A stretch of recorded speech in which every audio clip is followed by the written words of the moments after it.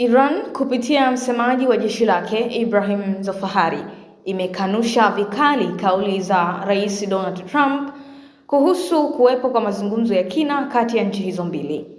Kauli hiyo ya Iran imetolewa kupitia vyombo vya habari vya serikali ikisisitiza kuwa hakuna mazungumzo rasmi yanayoendelea kati ya Tehran na Washington.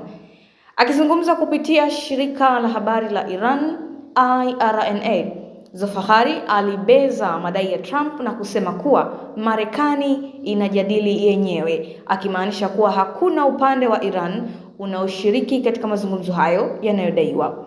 Alisisitiza pia kuwa Iran haina mpango wowote wa kufanya mazungumzo na Marekani katika mazingira ya sasa ya mvutano wa kisiasa na kijeshi.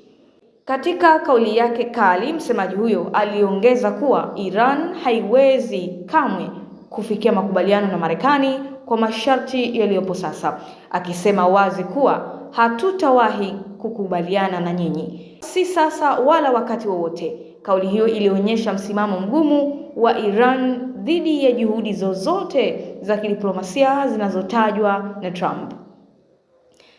Na hii imekuja baada ya Trump kudai kuwa Marekani iko katika mazungumzo yenye mafanikio na Iran kwa lengo la kumaliza mvutano uliopo. Kupitia kauli zake, Trump alionyesha matumaini ya kufikiwa kwa makubaliano mapya, jambo ambalo Iran limekanusha moja kwa moja na kueleza kama taarifa zisizo na msingi.